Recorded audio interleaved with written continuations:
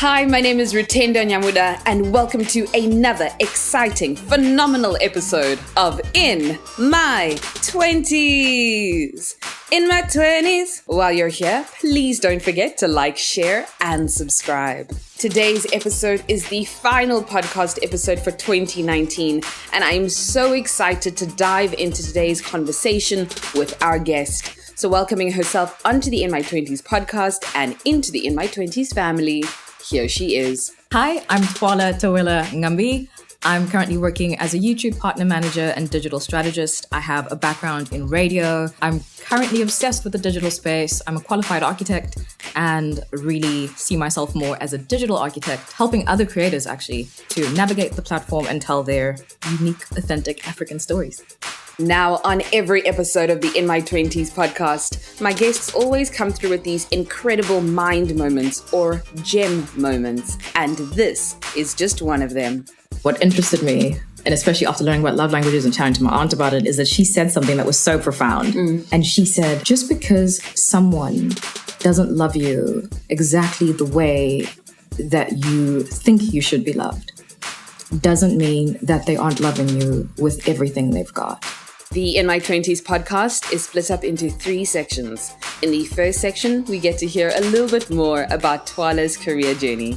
In the second section, we dive into today's topic, which is all about getting to know yourself a little bit better. And finally, rounding up all 3 sections is a conversation on the all-consuming 20s journey. So let's get straight into it. There are so many facets and so many elements of your career history, of who you are, of what you've done. So tell me a little bit about your journey and kind of how you got to where you are today. Cool. I think the first place to start is the place or the career that most people know.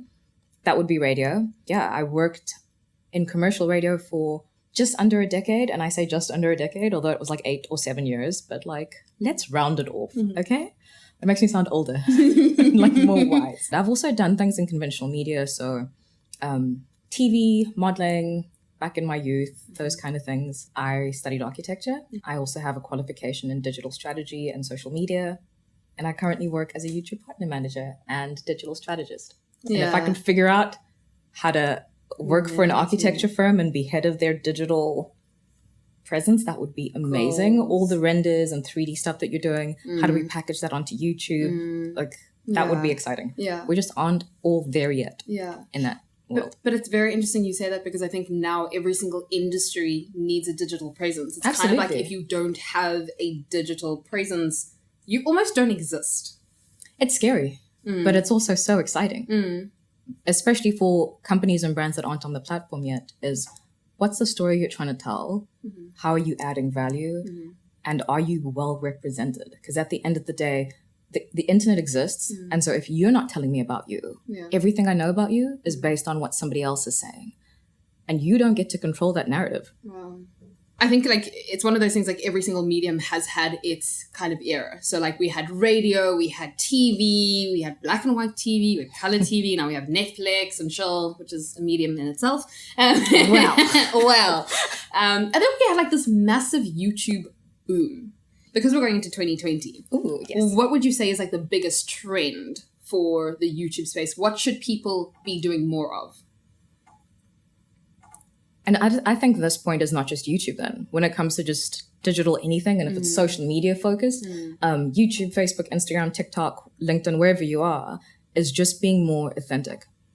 I think because of how much we consume when it comes to digital content, we almost have this prescribed idea that we're trying to fit into, forgetting that, there's a lot of people that are on the platforms, but you don't exist there yet. And that's your power. That's exactly what you need to do when you go on there. Yeah. So there isn't a niche that I would say is saturated when it comes to the stats.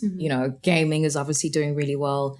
We don't have a huge gaming industry in South Africa, but there is space for everyone. And I think that the only thing is learn from the people that inspire you, but don't imitate. I think that would be the trend, is what's being praised, what's being really enjoyed is content that's authentic. I once read something that said, actually not that I once read it, there are actually multiple articles that say one's addiction to social media is equivalent to or it lights up the same areas of the brain as taking cocaine. Absolutely, yeah. I've read lots of that. Yes, the effects are the same. It's dopamine. So it's the same feeling that you get when you shop and when you online shop. You get it twice because you hit checkout and you're like, oh my word, it's coming. Then it arrives and you're opening it and feeling happy again. And so you'll find that for some reason, even though your purchases that you get online don't necessarily always outweigh the ones that you get when you actually have that in-person interaction. Yeah. We value it a little bit more because we're getting 2 shots of that. Hectic. And then we go, oh, but it's the convenience. But then again, it comes back to this thing, like even with Instagram saying that they wanted to take away seeing the amount of likes that one person has. Yeah. I haven't, not Facebook, Instagram, sorry. Yeah, you did say Instagram. Oh, sorry. Instagram and Facebook and other platforms have admitted to having attention engineers that are hired to do just that. Wow. Figure out what they need to do to keep you there longer. Oh, wow. And you'll find that if you really do a lot more reading on this and dig a little bit more, they would even restrict likes. If you post a picture now and in the first 5 minutes, all 500 of your friends are like, love it. Why would I give you all 500 likes right now and then just like be quiet? You're kidding. There are lots of little things like that programmed into it. Wow. I work in the digital space. And I myself, as a consumer of it, have had to take digital detoxes and been like, hey, okay, let's calm down. There is no time like now when it comes to technology's ability to literally change someone's life. Literally. And to your point, there's the dark side of social media, definitely. But to your point, there is that beautiful essence and element to social media. Body positivity, all of that stuff for me, especially going through varsity, struggling with my weight, struggling with the way I looked. It was watching people on the internet and now, even on Instagram that, makes you feel great about yourself because you can see women who look like you. You can follow their pages and you kind of get that personal touch that you don't get from a magazine. Today, there is someone who may not have a TV, I don't have a TV. So I don't have a TV. I didn't watch the live stream or whatever of Miss Universe, but because of social media and someone that I don't even follow, I know that a girl that's just as dark as me, that he has hair just like me, on a world stage was told that she was going to wear this crown and is beautiful. It's the most beautiful person in the universe, right? Yeah. And that means something to someone like me who grew up being this brown, having natural hair for my whole life. It's moments like that make me go, hey, look at the marvel of technology. Look at the marvel of the internet and social media and our ability to share. I will probably never meet Miss Universe. And she'll probably never know how much she's changed me. And I'm grown. Like, imagine someone that's younger than me. In reflection, right? So I think now is the time of the year where a lot of people are looking back. They're like, it's been a journey. They thought January, February, March was shaking. And then April, May, June, July. How shaky was your 2019? Like, the way you're out here. Can I tell you, for me, I saw there were the effects of the moon. Then there was the effects of the sun. The retrograde and all that. Retrogrades but that retrograde happening. was for the whole year based on how I really feel. I feel like it just didn't stop. The retrogrades were crazy. Like, the retrogrades were on another level. Mercury retrograde, the reverse of the Mercury retrograde. I genuinely don't understand any of these things, but sometimes when I have a bad day, I'm like, that's what it is. Absolutely. Retrograde. 100%. And then it spun and then it unspun. Yeah. Then when I'm having a good day, I'm like, yeah, I can't relate. Can't relate, man. I don't know what they're talking about. Why are they going so crazy? Yeah, I'm like, what is that? What is that? Why are you guys so emotional? And then there was the pull of the moon at some stage. What does that mean? There was the pull of the moon and the seasons of the ocean. Is the moon attached to your ankle? Well, someone said that because we are largely water and the moon has an effect on the tides, that the moon had effects on us and our emotions. It's probably just an excuse because this year was rough, guys. I mean, I'm ready to accept the moon's retros. Yeah. Everything. All of it. All of it. Are you a big star sign person? Not at all. Okay. So, I had to learn what mine was just to have conversations with other human beings. Okay, what is your star sign? Pisces. Ooh, Ooh. Don't know what that means. Ooh. No. Okay, so I only Can't know help you. I only know my own star sign, but I love it when like you meet someone and they're like, "What is your star sign?" And then they tell you and they're like, "Oh, that makes so much sense." Or you're that kind of person. And I'm like, I'm just like, what does that mean? What does it mean? Plus, I'm on the 20th of March, which is like between Pisces and whatever's next. It's like the last, it's in the middle. And so back in the Disney, before the interwebs, depending on which magazine you purchased, on the back pages, I would either be a Pisces or whatever the next thing is. I don't know. Is it Aquarius? I don't know. I don't know. You really only know yours. I just know I'm Scorpio. I know what a sign. I'm a Scorpio. I know everything they say about Scorpios is true. Don't get on our bad side. Don't mess with us. We love hard. We're conflicted. We sting. All of the beautiful stuff. But that could be said about anybody. Isn't that us too? This is true. This is actually all this. Someone actually said if you actually accidentally read the wrong star sign, you'll believe that was your star sign. You'll make it fit. Is that how it works? I don't know. It's like, today you're going to have a great day. You'll meet the love of your life. Manage your finances correctly. Okay. All right. I'll do it. Yeah, no, I'm not really good or versed in that. I just know that I'm a Pisces, so I can answer the question, and then I don't know what it means. And I apologize if my sign hurts your feelings. Do they do that? I don't know. Yeah. I don't know if we apologize this time. But then, are we? Is my sign the apologetic sign? Yours is probably Do we say sorry a lot? You say sorry a lot. I genuinely don't know. Do you follow any of the other stuff, like the Enneagram types? I have done the test for work. Okay. Do you know what Enneagram type you are? That's one of the numbers up to 9, hey? Yes, yeah. Yeah. I'm a 5. Okay. At my core. Ooh. Do you know your wings? Yes. Okay. Let me just try to get this right. So I'm the deepest of the thinkings, right? That's the 5. And then I'm, was it a 9? Like the mediator, the 9, and then the creative. Okay. Like really creative. So, is it a 4? I don't know. Okay. Yeah. But that is amazing that you know your Enneagram type. Like, I absolutely love it. Yes, yeah. Because we were talking about, or my sister and I often talk about all of these things. And we're saying, like, people had their season of, like, star signs and reading their star signs. And people do read their star signs. And the thing next is Enneagram types. Oh, yeah. Well, I didn't know about it before. Enneagram types are beautiful. And then there's also that personality test where you can be like an INJ. Yeah. We did. I forgot what pick that letters. Was. Yeah. I forgot mine. I forgot mine as well. Yeah. Even with the Enneagram, I don't know the exact numbers. I just know that I'm the deepest of the thinkers. I'm the deepest of the feelers in the creative space. And I'm the mediator. So I don't move to action until I've really thought about everything. And I try and make sure that we're not like hurting anybody or like that kind of stuff. I can function in whatever the most active one is. I forgot it. Whatever the action one quadrant is. I'm not at my happiest, but I can do that well if I know stuff because I'm a quiet specialist. Oh, wow. So if I know what I'm doing, this was also how I survived radio. Because it's really fast paced. It's action. It's go, go, go, go, go. Yeah. But it's okay for me to do that if I feel confident in what I'm doing. Yeah. I learned a lot about myself doing that test. Beautiful. Yeah. I was just like, oh my word. Have you ever heard of the musician Sleeping at Last? No. Okay, so I recommend this to everyone. If you know your Enneagram type, look up Sleeping at Last. This is a plug. Shameless plug. Ryan, if you're listening, this is for you. It's Ryan. His real name is Ryan. Anyway, so Sleeping at Last, this guy... Don't sound like a stalker at all. Please continue. Sleeping at Last, so this guy created songs for each Enneagram type. And so he sings a song about them, but it's all about the childhood wounds. So how we are as adults is based on the childhood wounds and childhood experiences we've been through, and you're always chasing something. So I know, for example, number ones are the kind of people who were kind of like star kids. Like, they were first in their class, they were the ones with the honors blazers and the trophies. And Clearly not me. Wow. For them, affirmation came from, like, the trophy. Okay. And like achieving things. Yes, achieving things. And then I think number 2, which is mine, which is kind of like you'll fix other people before you fix yourself. So, like, you'll suffer in silence and then, like, everyone else must be fine kind of a thing. And then I don't know what the other numbers are.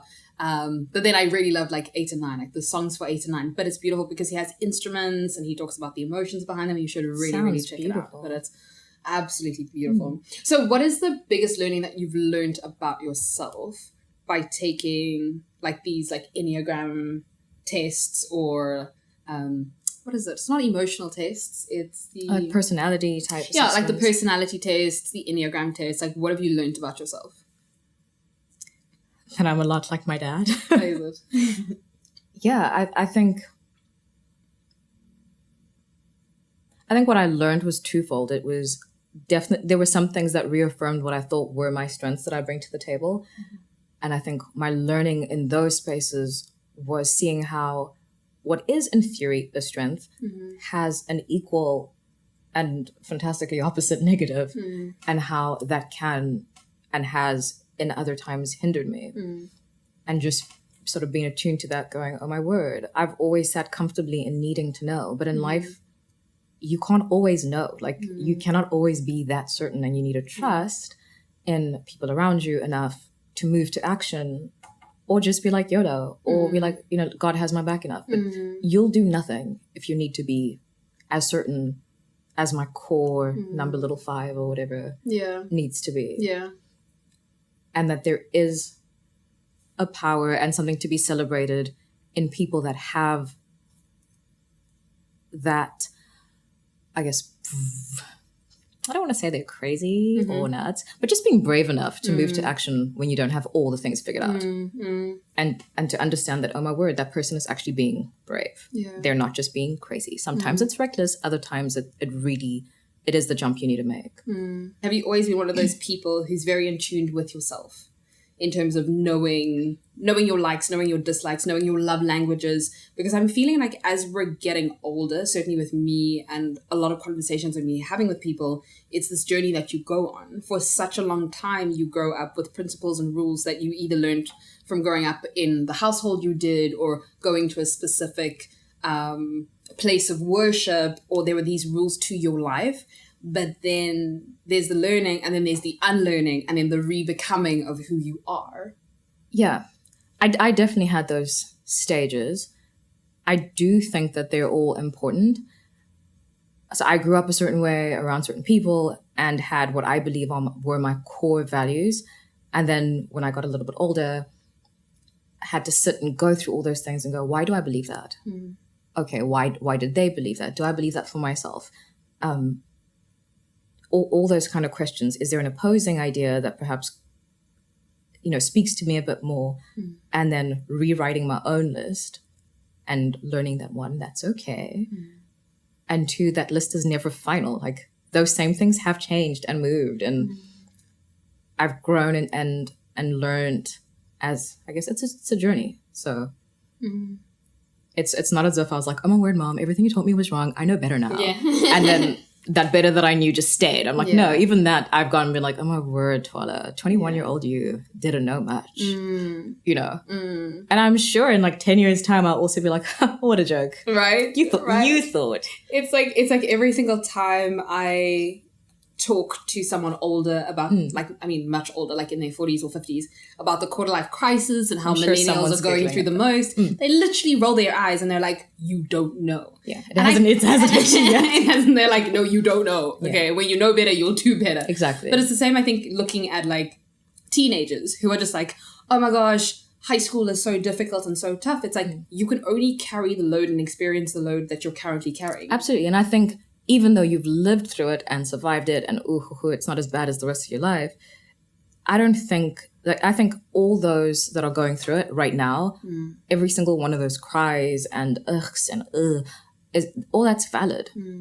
Because when you are 16 and you are in high school and that's your whole life, that is at that time your whole life. And so to turn around and be like, oh, get over it. By the time you're 50, it won't matter. It's like, cool, but I'm not 50. I'm 16 today, dealing with what I'm dealing with in this world right now, and it matters.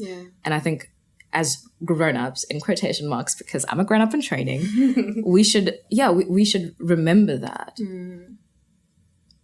Because I think you can't deal with something that you refuse to see. So I can't even help someone that's 16 if I refuse to acknowledge that at 16 these things genuinely matter. Yeah. That's interesting. I want to ask, do you know, because I think one of the other things in one's life journey is like obviously understanding and getting to know themselves, learning not only just habits, the unlearning and relearning and all of that, but also learning your love languages. So like how you love and how you receive love, how you notice other people love and how you notice how other people receive love. Do you know your love languages? Yes and no. Okay. So, well, one, what interested me and especially after learning about love languages and chatting to my aunt about it, is that she said something that was so profound. And this was still when I was just like dating this guy, and I was just like, oh, he's so annoying. Oh, he doesn't do this. Well, why can't you just think about, and she said, listen, just because someone doesn't love you exactly the way that you think you should be loved doesn't mean that they aren't loving you with everything they've got. And I was just like, moment. Right? That moment took me back. Yo, say that again. Just because someone doesn't love you in the way that you think you should be loved doesn't mean that they're not loving you with everything they've got. And for me, it was that moment that really encouraged the idea of communication. Of, hey, cool. In your mind, you are doing the most by taking off from work, coming home, cleaning my whole apartment. I come home to food, da-da-da-da-da. In your mind, you've done a lot. And you're trying to love on me. And I'm just going, one, it's a little bit creepy. Two, go to your job. Like, go to your job. But what does mean a lot to me is if we just walk. We don't even have to eat. We don't have to buy anything. We just need to walk together down the promenade to the beach. Yeah. Because for me, that's important. That's more important than anything you could get me, you could buy from me. Like, it doesn't matter. And so as much as that quote and that what she said really stood out to me, it was also like she followed that up with going, but that doesn't mean that you don't deserve to be loved in a way that you understand and appreciate and acknowledge. But it does mean that you don't just dismiss someone that you haven't bothered to communicate with. The reason I say yes or no to the question is because I did the whole test and everything, and they kind of rank so that you see what you score more on. Yeah. And I was like right in the middle for all of them. Oh, is it? So depending on what day you catch me. I'm a Pisces neutral, Ratenda. And it doesn't mean I don't like gifts. And it doesn't mean I don't like quality time. Yeah. But it does mean depending on the day. And I think what's nice with the relationship that I'm in now, which goes back to the idea of communication, is I can definitely say, or he can see that I'm down and he'll be trying all these things. But like, I really just need some words of affirmation. Yeah. But it's being brave enough to ask that. Yeah. But also being in tune enough to know that that's what I need. And it doesn't make me weak for saying it. It also doesn't make what he's about to say less true because I asked him to say it now, trusting that he's only going to tell me what he believes. And if he had nothing nice to say about me, he would have left by now. Like, we wouldn't be together anymore. And so whatever he's saying in this moment, that I'm just giving him the opportunity, knowing that I need it. And it definitely takes time, absolutely. Like, even now, I'll get to a place where I'm so upset or I'm so sad. But I'm wise enough with my feelings to say, you can't fix this. So I guess I just need you to be around. And remind me that I'm loved, or whatever it is. Like, as opposed to, because your partner is going to want to help you. If you love someone, isn't that what you're going to want to do? Yeah. You just don't know what to do. And I watched this video on YouTube that spoke about emotional maturity and how a lot of people, we have degrees, we have this, we have all these accomplishments, but we haven't necessarily made it out of like being a 2-3-year-old. And it hit me because I was like, what do you mean? I communicate. I have a good relationship. Like, I'm doing these things. It's like, yeah, no. What happens when you don't get your way? What are those actions? Is it just, like, you act out, you build walls, you why? Yell, you are you leaving? Where are you going? Are you into the room? Like, okay. Now imagine a little person doing exactly what you're doing. How old are you really when it comes to emotional maturity and where you've come? Because in your mind, you're like, what do you mean? I'm a grown-up. Like, I'd probably like sit down and talk to them. It's like, yeah. You can tell a lot about someone based on how they act when they don't get their way. Like, just that one thing. Twala, we are on the last section of the podcast. Also one of my favorite podcast sections because it is all about the 20s journey, the quarter-life crisis, everything to do with one's 20s. How would you summarize your 20s? Oh, it's been a blast. It's not even over yet. And blast in both ways that, oh my word, it's been amazing, but also like there's been chaos. Have you ever experienced the quarter-life crisis? I would say yes and no. The quarter life, assumes that there's going to be, like, this is exactly a quarter of my life. But, does it only happen once? How many times can it happen in your 20s? I think it happens. I mean, my first one came when I was like 22, 23. And then I think I've had one almost every year. I see. So you can, okay, that, because I'm living through it. A burn and a quarter life crisis. Okay, so what was your quarter life crisis and how did you overcome it? I think my quarter life crisis was layered. It had to do with like self-love and personal growth, as well as just believing in myself. I think what really was a catalyst for me was being in the media industry. And I think at that stage I was hosting lunch and it was just great. And having, like, being privy to conversations. I mean, cool, sometimes I was eavesdropping, not my business, but I was there. But just starting to understand how people saw females in media. And it's a very general, like a generalization, but hearing things about how, females in that space, not everyone studies. And that's the problem with having a job that you could just get by accident or just be talented at. And just the idea of what is respected. And it's not like I can't wake up tomorrow and be a different race and a different gender, but I also can't not try and plan for my future. Like all these things all at once. I remember feeling really, it was strange because in theory, you're empowered. Look at you. Look at the world you live in. Look at the time you're growing up in.